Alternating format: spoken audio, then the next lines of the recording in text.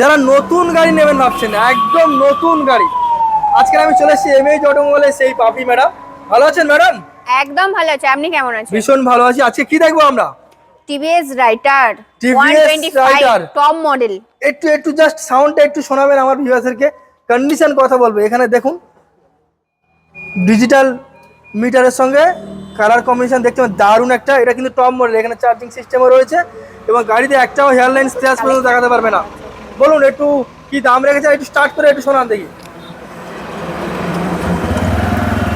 দেখতেই পাচ্ছেন